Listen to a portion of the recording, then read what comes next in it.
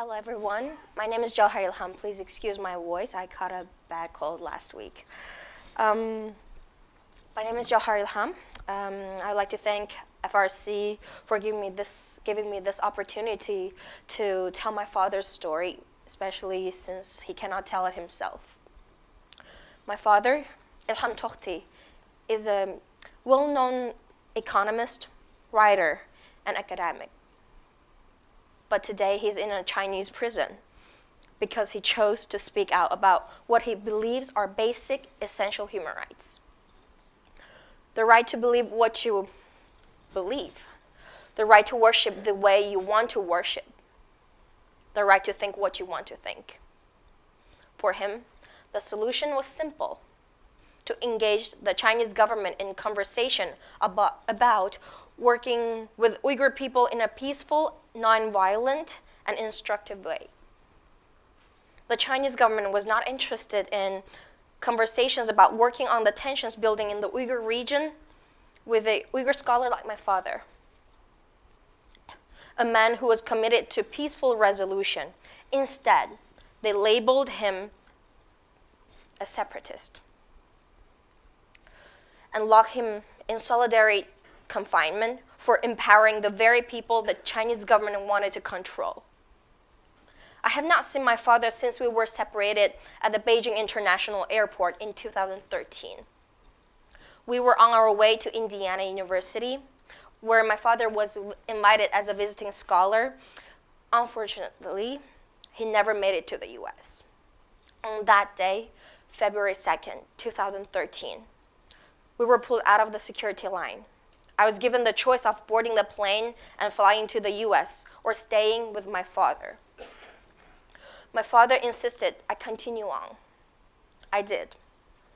And because of his encouragement, I was able to attend Indiana University and graduate this past May. But while I traveled on, he was detained, beaten, questioned, and forbidden from leaving China. I have not seen him since.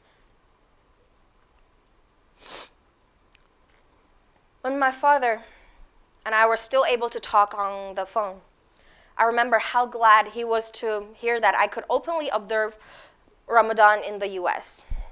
I was able to wear a hijab, pray, and fast without fear of being monitored or imprisoned.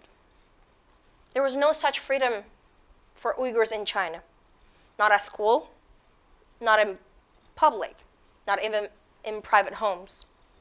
Instead, there were signs on the street reminding Uyghurs that they are not allowed to be visible Muslim. The street signs featured Muslim faces, women in hijab, or men with long beards, inside a red circle with a slash across the face. The message in Chinese is, extremism is not allowed. It is under this false label of extremism that the government has put 1 million people, probably even more, into concentration camps, where Uyghurs are forced to give up their religion, language, and culture, where people are tortured and some have died.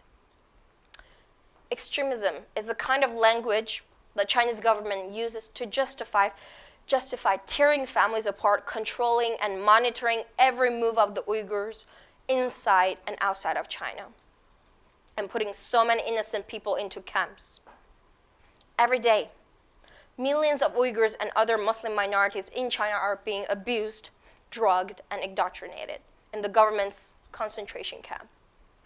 Outside of these camps, they are monitored and tracked using high-tech surveillance. Chinese officials conduct intrusive homestays looking for signs of religious practices. Beijing claims it's training unskilled Uyghurs to be productive workers. Medical doctors and university scholars, professors, they do not need vocational training. Beijing also claims it's fighting separatism.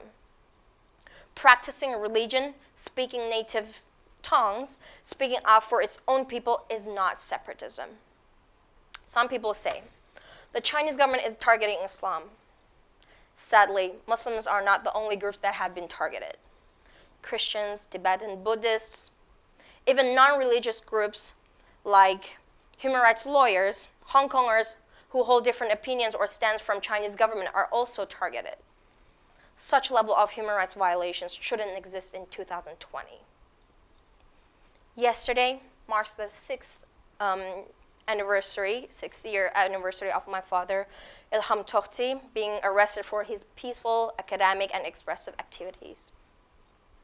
I call on the Chinese government to release my father and all the other innocent people who have been wrongfully put in prisons or camps for simply practicing their faith or being who they are.